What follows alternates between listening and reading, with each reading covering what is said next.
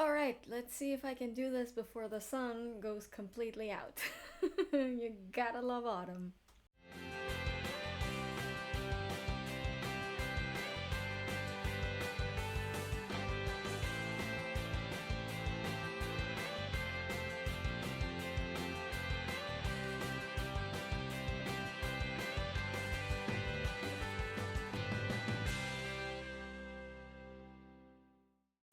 Hi everybody, Carla here. I know it's been a while. I haven't really had a lot to talk about recently. I've been really busy working on, my PhD, my novels, etc. Small announcement, my debut novel, Souls in East City, is going to be released late this year, late 2026, last quarter probably. There's no exact release date yet, but I want you guys to stay tuned. If you are into new adult, queer romance, semi-futuristic-ish stuff, it might be for you. I have been dropping little sneak peeks on my YouTube channel. If you haven't seen them yet, please do. Subscribe to my newsletter, follow me on socials, that kind of stuff. You'll learn more about it as we go. But now that that's over, I just wanted to come in here the same way that I do whenever I get a new fandom, which is 30 questions.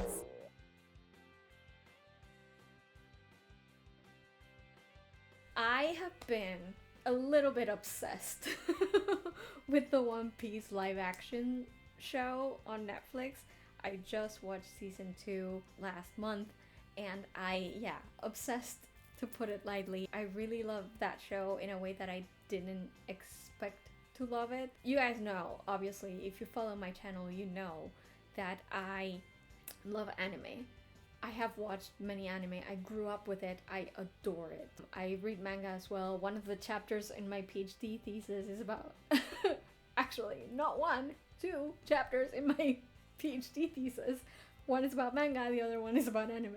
So like, yeah, you can't say that I don't have the credentials, but I have never seen One Piece, the manga or the anime. I've never read the manga or watched the anime, simply because it just never called out to me. So when my brother was like, hey, let's watch the One Piece live action adaptation back when the first season came out, I was like, I mean, sure, it's only 8 episodes, it's not gonna take that long. I didn't really expect to like be bowled over by it because One Piece, the anime or the manga, it just never drew me in.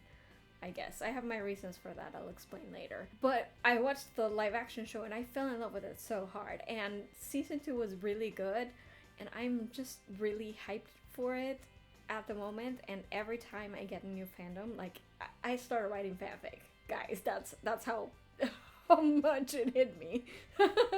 That's when you know, right, that you are in the fandom. As I do all the time when I get into a new fandom, I am here to do the 30-day challenge for One Piece. Small note, these questions I got obviously from the internet, from a One Piece 30-day challenge, and they are not for the live action, they're for the anime manga stuff. So I had to modify a few of them just to make them fit, because they were asking about characters that I don't know because they haven't been introduced in the live action yet. So just keep that in mind. If anything feels sort of repetitive, it might just be because of that. Yeah, before I start with the questions though, I want to give you guys a little bit of a disclaimer, because I have opinions. I am a person with very strong opinions, and I have opinions not necessarily about the show. I love the show. I adore the show. I am so obsessed with it. I love it. You guys know me. I have a bad tendency to want to devil's advocate everything, or almost everything.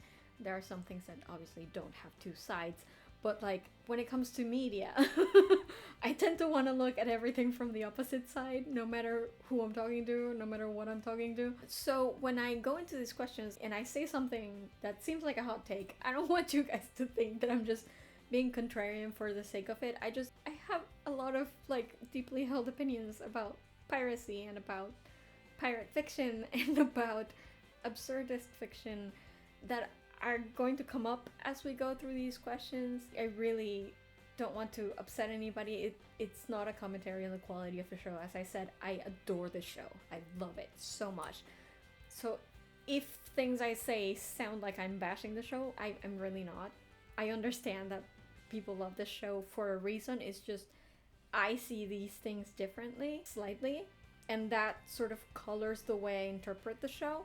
But it doesn't mean that I think the show is bad or that it's doing something bad. It's just I have a lot of thoughts about these like broad categories of things, and I don't want you guys to think that I'm being contrary for the sake of it. I truly believe this, and I understand that I see the world a little bit differently than most people do. I'm not super emotional to begin with. My brain is very like logical in a way. Like obviously I know emotions. I have felt emotions. It's not like I'm completely dead inside or anything, but like I tend to look at things very logically, even taking into account the emotion of it all. And I don't want you to think that I'm bashing the show. I'm really not. I'm expressing my love for it, but I like the fact that it makes me think, and it makes me look back on these perhaps assumptions that I have made before and wonder why.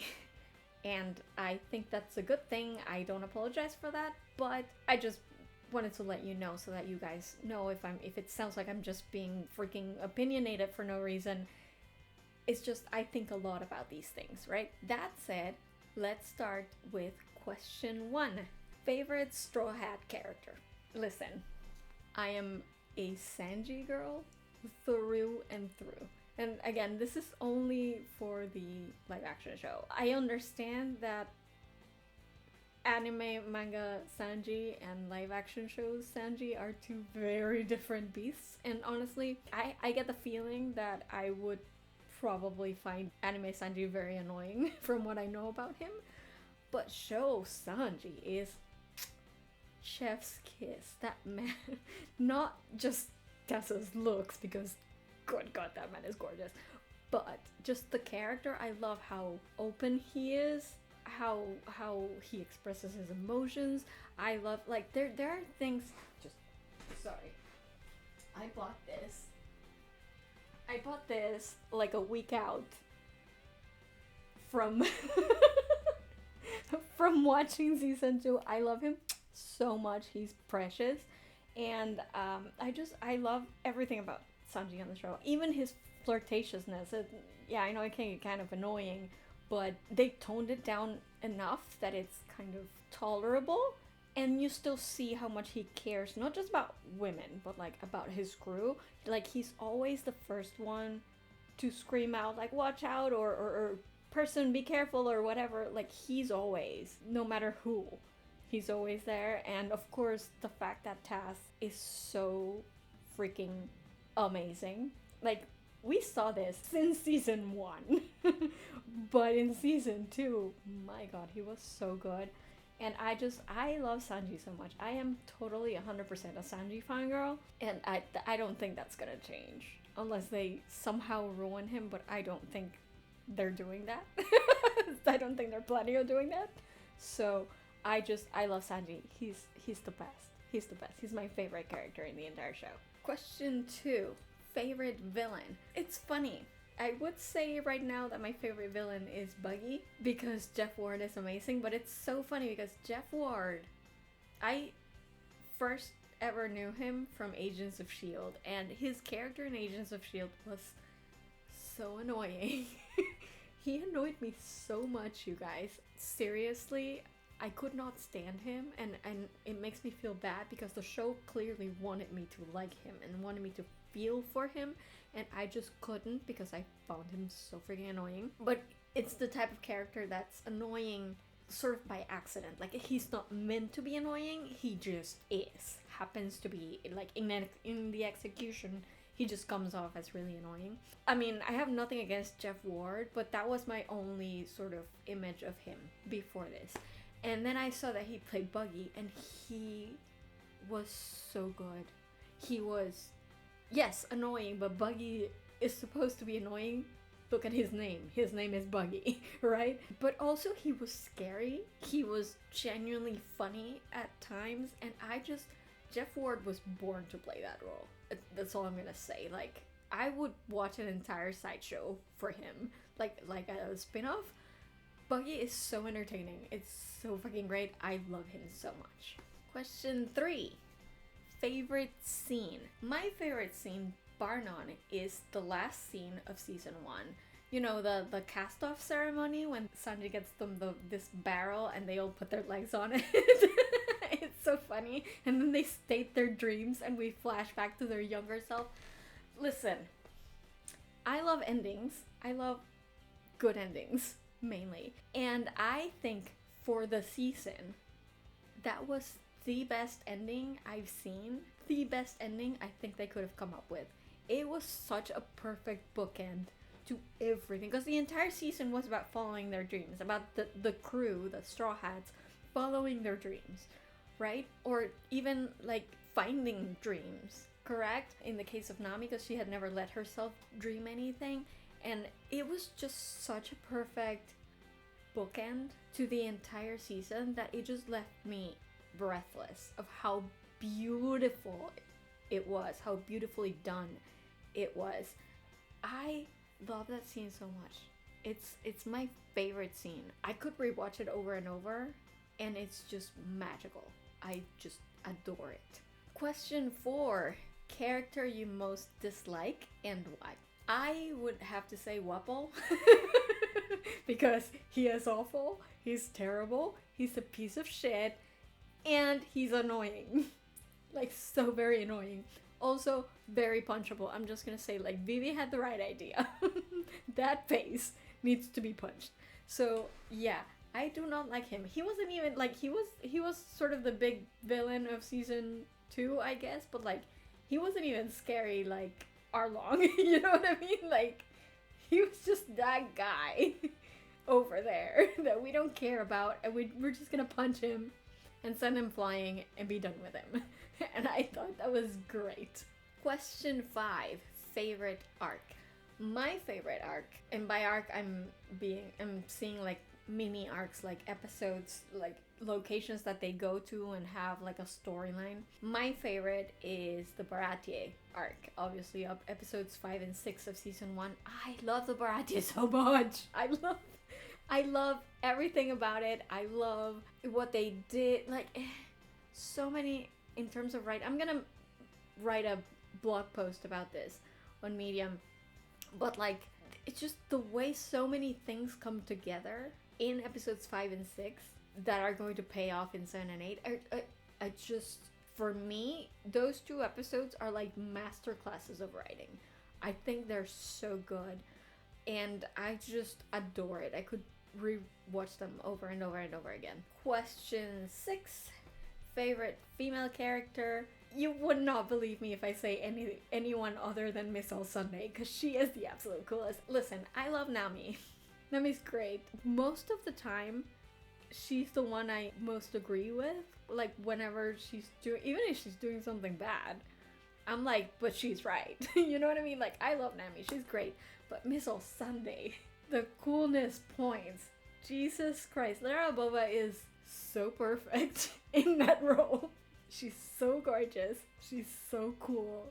She's like, oh, Jesus Christ. I love Miss All Sunday so much. I have some idea of what happens to her after this season, like in the future. So I'm looking forward to that. But like, even right now, when she's, you know, this character as she is right now, I freaking love her. She is so cool and seems so evil and so smart, and I freaking love her so much. God. Question 7. Favorite male character. Again, it's Sanji. I'm not gonna go over it again. I love Sanji. I love him more than anything. He is my baby. I adore him. Sanji. Question 8. Favorite island visited. And again, like, I don't know, like, does a Baratie count? I guess.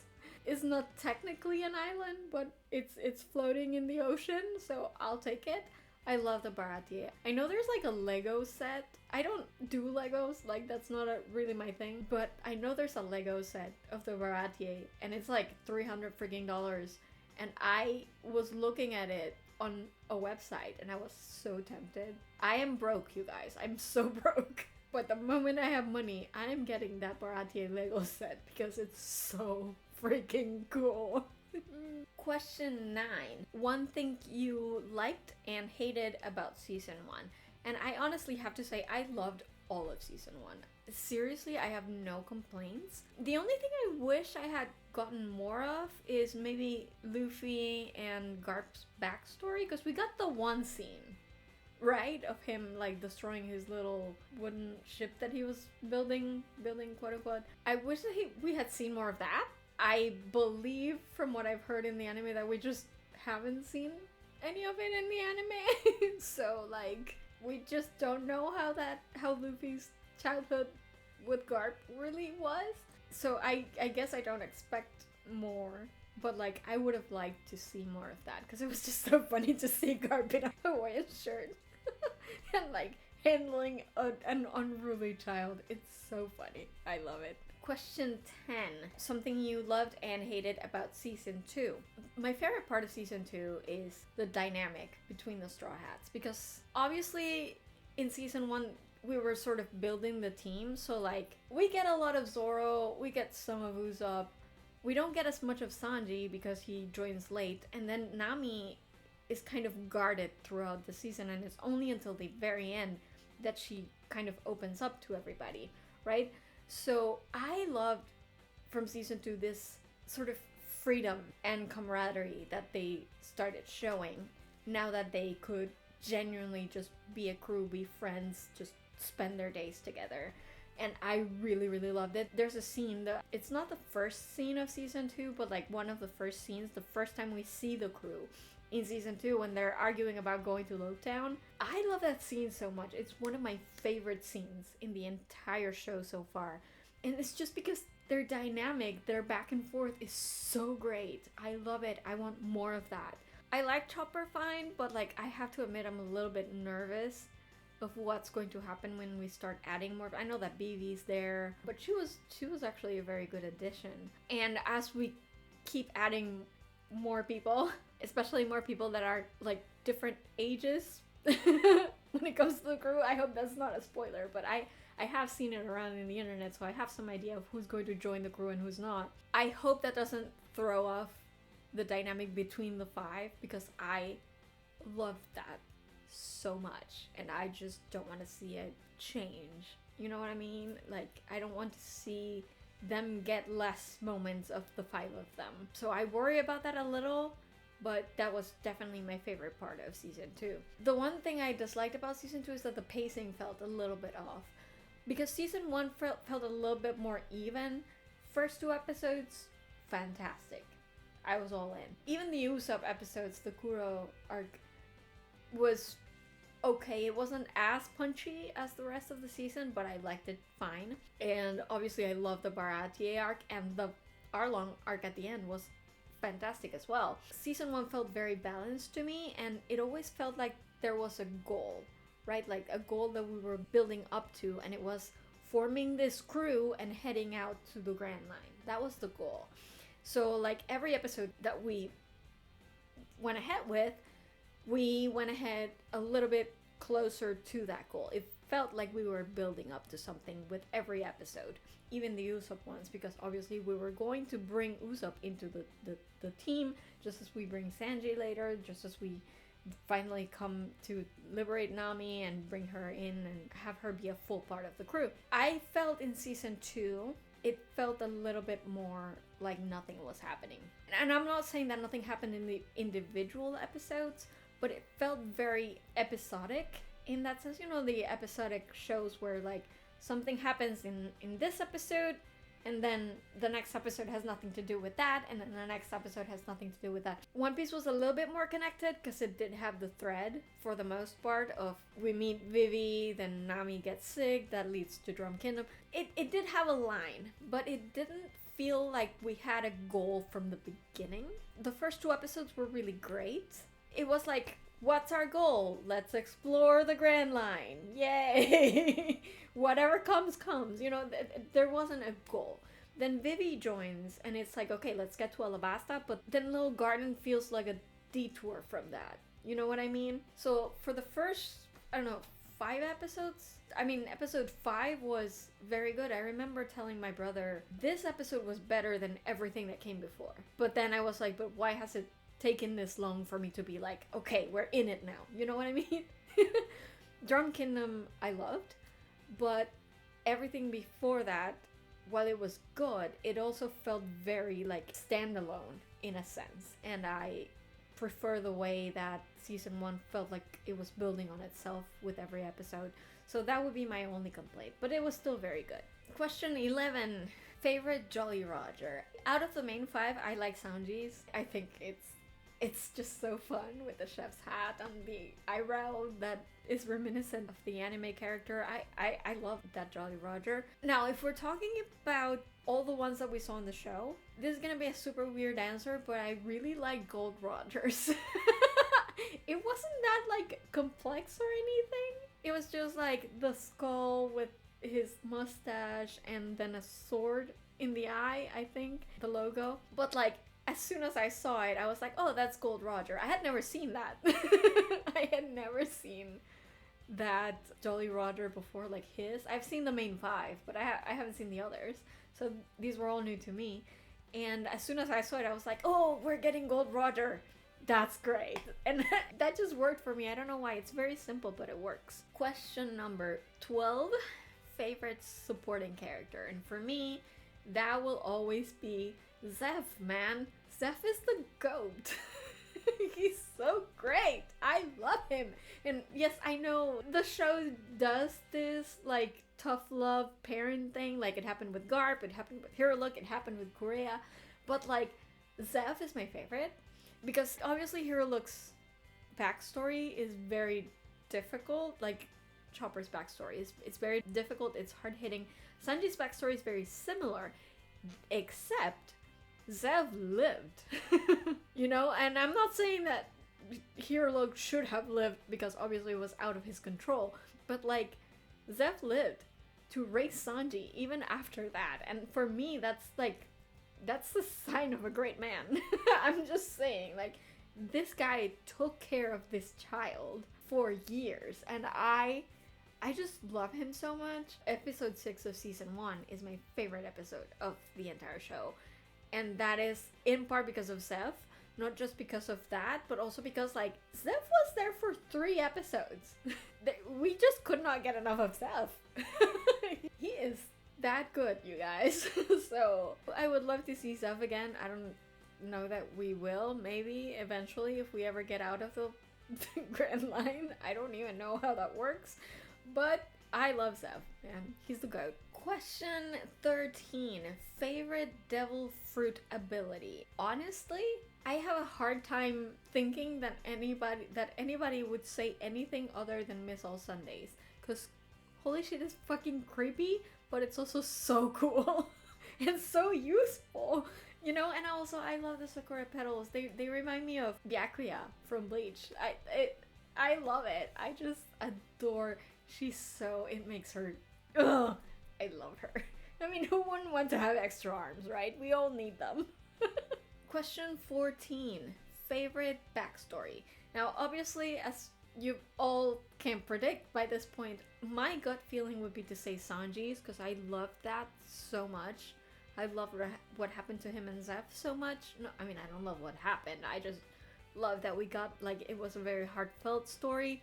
I think the way they showed it in episode 6 and just episode 6 in general, as I said, it's my favorite episode of the show, and that's because it balances so many different storylines while still hitting you with the punch of Sanji's backstory at the same time, right? So it's not just doing one thing, it's doing so many things, and it still manages to be super emotional to the point that people online, I've been watching reactions to One Piece for like 2 weeks, and it comes to the point where like grown-ass adults online are crying over over Sanji, right?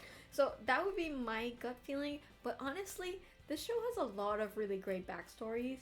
Like Nami's is heartbreaking, Chopper's is heartbreaking. Like they're all up there. It's really high. The only backstory that I really didn't I mean, I did care for it, obviously, because I care about the character, but also, like, I felt it was a little bit cheating is Zoro's, obviously, because Quina just had an accident and died, and that's it. And we just have to buy it, you know what I mean? And, like, I know that she's dead. You don't have to convince me. I know. But it's just, it feels kind of like cheating a little bit, especially when all the others were kind of a lot more tragic, I guess. Question 15. Favorite temporary Straw Hat or teammate? And of course, I'm gonna say Vivi, because she's awesome. Charitra Chandran was great. I first knew of her in Bridgerton, obviously. This role is so much better. Like, she was good in Bridgerton, but like this role is so much better for her, and I love it. She's so great. I love what they did with her. So like, she's so sweet, and I just Vivi's so cool. I love her. Question 16. Favorite Marine? I mean, obviously I have to say Smoker, because he's just too cool. He hasn't done a lot of stuff recently because he's investigating, and obviously he and the Straw Hats are apart, so like there's not a lot of interaction, and we only see him every once in a while. But I am so, like, they are CSIing this shit. You guys, they're CSIing, they're turning the show into a mystery, and I love it. They are CSIing Smoker's investigation, and I think it's great. I look forward to every time we see him on screen. His devil fruit powers are amazing. If I hadn't chosen Miss All Sunday's power as my favorite devil fruit, it would be Smoker's, because like they're so cool. He's so cool. But also, I'm kind of really fascinated by Garp. I think Garp gets a very bad rep, especially in season 1. I have been watching reactions to the show on YouTube, and people really have it against Garp from like day one. And I think this is gonna be one of my controversial opinions, but I think that's unfair. I know, obviously, that that's what the show wants you to think, right? Because you're rooting for Luffy, right? Obviously, we're all rooting for Luffy. So, like, whoever kind of goes against Luffy is just bad in our books. But, like, people have this view, especially in the first few episodes, of Garp as if he's some kind of corrupt Marine, when he's, like, the exact opposite of that. And then when it's revealed that he's Luffy's grandfather, and he's trying to stop Luffy from going to the Grand Line and becoming a pirate, everybody gets up in arms. And I get it. Probably a lot of it comes from, like, personal opinion, from personal experience and lived experience that, you know, so many people have had their parents not be okay with what they want to do in life. And I understand that that's a very personal thing, and that colors our interpretation of the characters. But like, this is gonna be one of my hot takes. But guys, piracy is a crime. Pirates are criminals. I'm just gonna put it out there. Pirates are criminals. I know we know, like, I'm obviously not saying that Luffy is a bad person. We know Luffy's a good guy. We know he wants to help people. We know he's in it to find Gold Roger's treasure and not to, like, steal or murder people in the high seas. But piracy, by definition, is crimes of theft or murder in the high seas. So, like, just because one character, the protagonist, yes, but one character and one crew are not like that, does not mean that the vast majority of pirates are the same, right? I would say the show is very clear in that the vast majority of pirates we encounter are terrible people. So, like, when the Marines, and this is something that I've seen that people kind of really apply to Garp, and then they don't to Smoker for some reason, even though their goal is exactly the same. You know what I mean? I think there's a double standard there, probably because Smoker is hot. You might say he's smoking. But people treat them differently, and I don't understand why. Like, I understand why. I have a hard time, like, feeling that way or agreeing with it. Because, yes, of course Marines are going to go after pirates.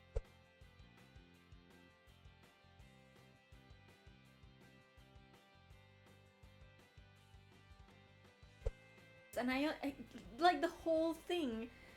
Obviously, this is not defending the Marines, because like obviously one of the most arching questions of season 1 is that there are good pirates and bad pirates, and there are good Marines and bad Marines. So like we've seen good pirates in Luffy, in Shanks.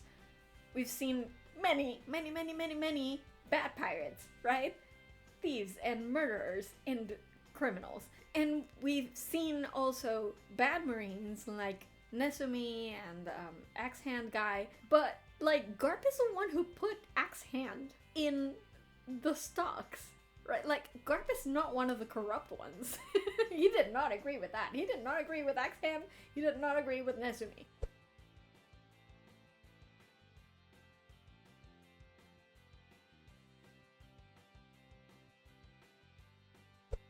So like I don't understand why people have this thing where it's like, oh, Garp doesn't want his grandson to become a criminal? Bad. Terrible. Horrible person. Get him out of here. And I'm like, guys, I assure you, I don't know, like, if any of you guys have kids. I don't have kids, but I assure you, if any of you had kids, and your kid at like, I don't know, 7, 8 years old came up to you and said, Mom or Dad or parent of unspecified gender, when I grow up, I want to be a criminal. I want to steal things from people. I want to rob people. I want to murder people. That's what I'm gonna be. It's my greatest dream and you can't say no, because then you're stomping on my dreams. It's like, I don't condone Garp's methods, because obviously he could have been a lot nicer about it. You know what I mean? Like, he could have been a lot more understanding of it. But that's what pirates are. I'm sorry. This is the hot take. This is the hot take, and the hot take is that pirate fiction is great, pirate fiction is fun, pirate fiction is entertaining, but pirate fiction also romanticizes piracy. And piracy is criminal. Just because we are rooting for the one doesn't mean that there should be no Marines, or that the entire institution needs to be thrown in the bin. You need policing. Because this is a crime. Heck, I'm gonna go as far as to say Luffy is a criminal. Maybe he's not the worst. Like, all he did was steal a map from a Marine base and then beat up a bunch of Marines who were trying to stop him from stealing the map. And we can argue whether that map really needed to be, like, not public. Like, that's a separate issue. But, like, at the moment Luffy steals that map, that is a crime. I think, you know, maybe he could have used a few days in lockup just to teach him a lesson about stealing. And it's fun because he never does it again. When they go to Syrup Village, he doesn't want to steal a ship. He's like, we don't have to steal it. Oh, but you had to steal the map? You know what I mean? It's like, people forget. People get so invested in the swashbuckling and the romanticization of this freedom of the open seas. But like Luffy, if they have found a way to get that map without stealing it, Luffy could still have gone off to the Grand Line and found the One Piece without even being a pirate. He would just be a sailor, you guys. You know you can do the freedom thing as a sailor, right?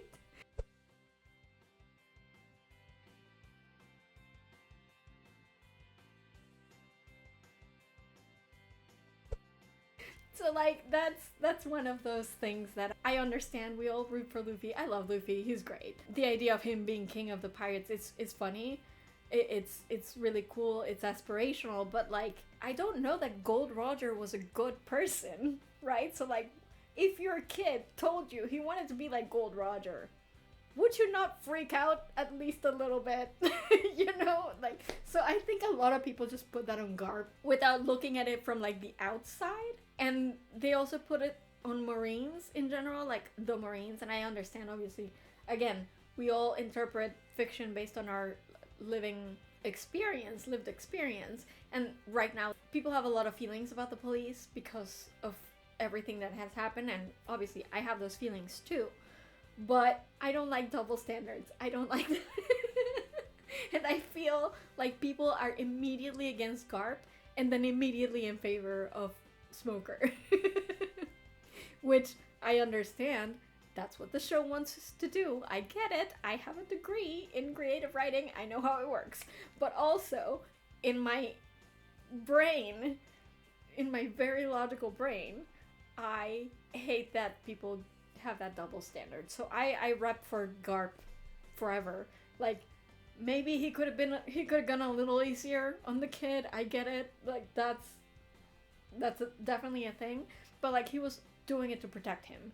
Because if your kid comes to you and tells you they want to be a criminal when they grow up, you're going to have a problem with that. I assure you. You're going to find some way to get them to change their minds, and that doesn't mean that you're stumping on their dreams.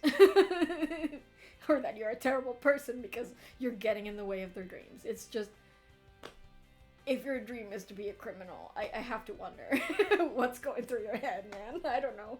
Alright, that was a rant. Anyway, question 17.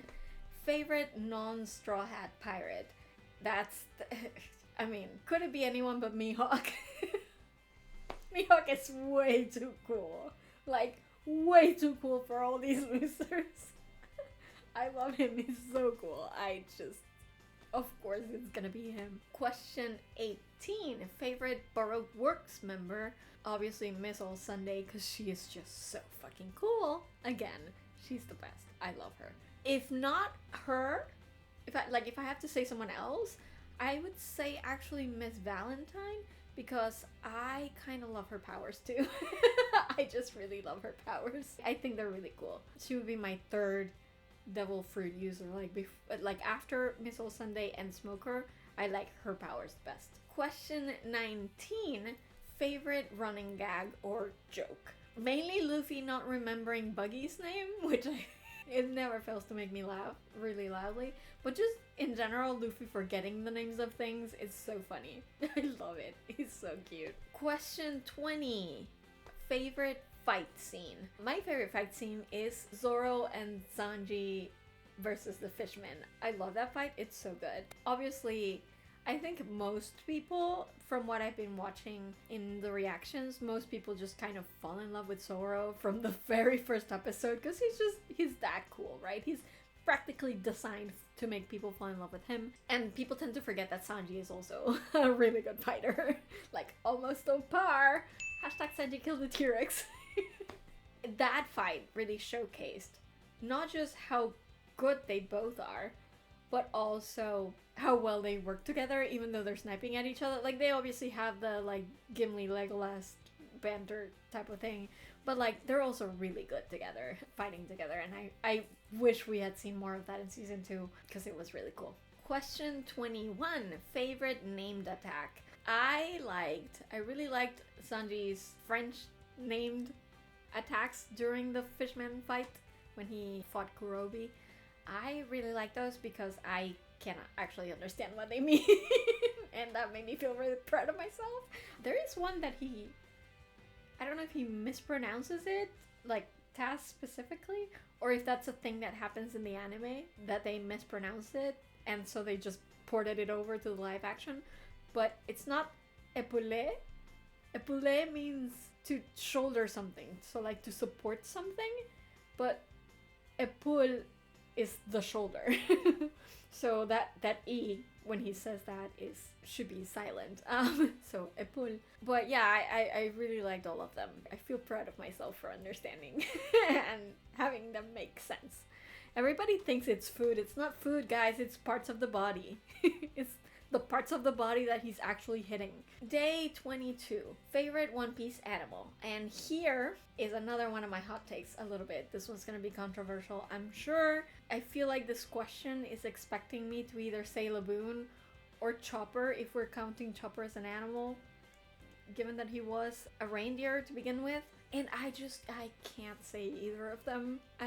Neither of them would be my answer to this question, and there's a reason for that.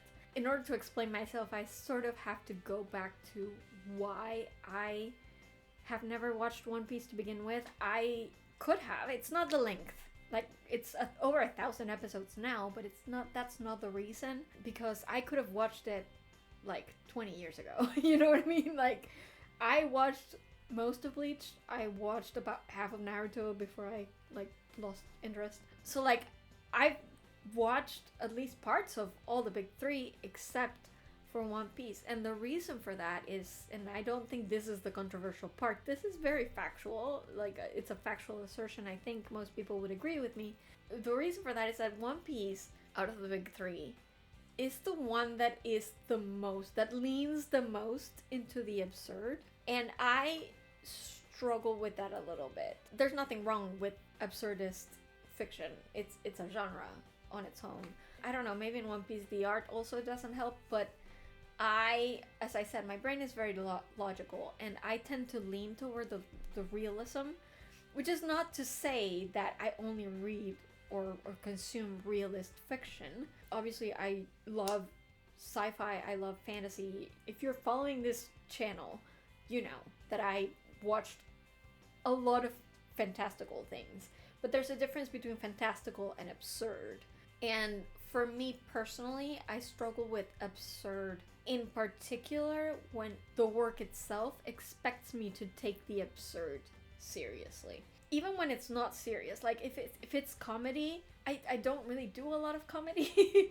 Like it's just not my genre. So like if the show or book or movie is too comedic, too absurdly comedic, to the point that it's just ridiculous, I kind of it just doesn't grab me. But I can do absurd in comedy better than I can do serious absurd. You know what I mean? I have a hard time connecting with a character if they feel not real to me. And absurd characters that I'm supposed to be to take seriously often do that.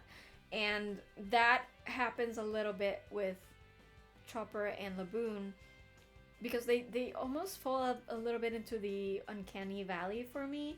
Not in the sense that they're not like clowns, where people are afraid of clowns because they're very uncanny valley. I love clowns. I don't have that problem. But it's easier for me to connect with a character or a person that is sort of uncanny and absurd if they're played by a human being. Because like just the fact that they're played by a human being sort of grounds them in reality.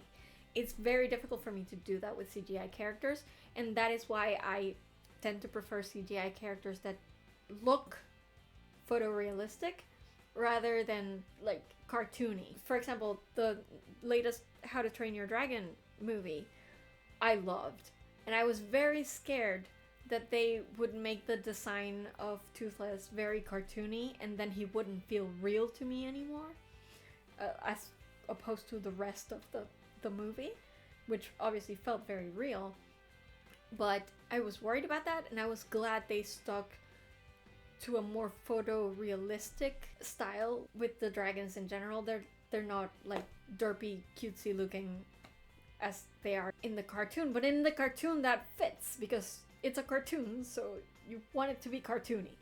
But like if you're giving me a real world, a world that I'm supposed to feel like I can walk into, and you give me a cartoony CGI creature, that takes me out. Not that it's bad, right? What I'm trying to explain is that it's not that the CGI on Chopper or on Laboon was bad. It was good. It was certainly great quality for a TV show. So like that's not the problem. The problem is the decision that came before any CGI was made. You know, I know that Oda said that they wanted to make Chopper look more like a real deer, and Oda said no, he has to be cute. And that works for him, and it works for most people. I know, I've been watching reactions. People love Chopper, and he is very cute. But for me, for my brain, the way my brain works, every time Chopper is on screen, I know that he's not real. So I struggle to relate to him. Which is not to say that his story didn't affect me. Obviously, as a piece of writing, it's good. And if I had been reading it in a book, it would have devastated me a lot more. But because I'm watching it in a visual medium, and Chopper looks like a teddy bear who speaks, which is very cute. It's very cute. Like, it really is. But he doesn't feel real. And Laboon almost had me, and then they made the whale cry. Like real tears. Like tears, like people tears, and I was like, nope, cartoon, bye. I have a hard time connecting with creatures like that. I like it better if they feel more realistic, if they look more realistic. And that's why I kind of struggled to connect with both Laboon and Chopper. And I know this is a me problem. I know, like, don't go insulting me in the comments, guys. I know this is me. Like, it's a me thing. It's not a you thing. If you guys love Chopper, and most people love Chopper, that's great. I love it. And I think he's a good character. I look forward to seeing what they do with him. But I think I'm always going to have that thing in my head where, like, if he's in a scene, I'm immediately like, oh, not real. You know? And that's just the way my brain works. I can't do anything about it. So, when this question... right, you forgot that I was actually answering a question. When this question asks me about my favorite One Piece animal, it's not going to be Chopper or Laboon because of everything I've explained, but I quite enjoy the animals that are meant to be absurd, but funny, haha, absurd. Those I really like, because it's like, you have the one scene of them, and it's there to make you laugh, and they make you laugh, and it's great. So, like, if I have to choose, I would choose one, the dinosaur that Luffy and Vivi ride, that has the eyelashes. I just, sometimes in a random day, I'll just think about that dinosaur and its eyelashes and laugh. It's so funny. I laugh so loud, you guys. It's so funny. So I would say that's my favorite, but also if that's not enough, because it's like the dinosaur didn't even do anything except, you know, be a dinosaur. If I have to choose one that is actually like a named character, it would be Mr. 13. Because if I could ask the One Piece cast one question, I would ask Taz how it felt to film that scene where he's fighting Mr. 13. It's like, you're going around kicking nothing. Like, it must have been so funny. I wish we had, like, BTS of him filming that scene, because just watching it, like, he's going around, like, kicking the otter to hell and back. The camera is still not moving, and then the snail is just there, like, dancing to the whole music, and it's so absurd, but it's absurd in a good way. It's absurd in a way that makes you laugh, and you don't have to take it seriously because the show doesn't want you to take it seriously. Like, the show knows it's ridiculous. That's why it's showing it to you, and I love it. So, either the dino with the eyelashes or Mr. 13. Those are my favorites. Question 23. Most annoying character and why? And again, it's Wapol, because he's just terrible and punchable, and I hate him. But also, like, his jester-looking toady, the one that's dressed in green, because I could not take him seriously anytime he was on screen. Dude, you are not intimidating. You're just not. Sorry. Bye. Question 24. One Piece town, kingdom, or island that you'd like to live in. And again, that's the Baratier. Guys, how amazing would it be to live in the Baratier? Like, seriously, just Zeph, adopt me. Please, I want to live there. It's so good. Question 25. Sexiest female character. Again, Miss All Sunday. I'm pretty sure we can all agree on this. Like, Nami's hot and Vivi's hot, but like, Miss All Sunday just pushes it up to 11. That woman, God, she's so hot. That's all I'm saying. Question 26. Sexiest male character. Of course, I'm gonna say Sanji, but also, like, maybe Mihawk. I don't know, they do different things for me. So, because, like, with Sanji, obviously, even though Taz is gorgeous, with Sanji, for me, it's more like the attitude. Mihawk is just, he has everything. Like, he has the attitude, but also he's just hot. When do we get to see, like, Sanji wearing an open t-shirt, like an open shirt? Please, we need that. Like, every other character has got that. I think, maybe. I don't know. No, I don't think Zoro has. Well, he did have like a low V at one point. So like, it's weird. Somebody raped Sanji's wardrobe and just cut off all the buttons on his shirts, please. Sorry, I'm simping. I love him. I love Mihawk. I was trying to like merge them. We'll see how it goes. Question 27, saddest scene. And obviously I understand that for a lot of people the saddest everything is the Chopper episode, the Chopper backstory, and I get it. But again, although intellectually I know that that was very sad and it was a very good backstory, for me, it was also a one episode thing. Same with Sanji's backstory. Whereas I like scenes that hit you in the feels because they've been building up. So if I have to choose one scene, it would be Nami's breakdown at the end of episode 7 of season 1, when she realizes that Arlong sold her out and that her village is going to be destroyed. When she starts crying and starts stabbing her tattoo and Luffy stops her and she asks for help. That was, you guys, that was 7 full episodes of build up to that moment. And it hit so hard. I love that scene. Emily Rudd is incredible. Iñaki is incredible. This is part of the thing. This is part of why I am so much more in love with the show than I think I could possibly be with the anime and manga, and it's because I struggle to imagine that I could ever love anime Luffy as much as I love show Luffy. Simply because Iñaki is a freaking international treasure.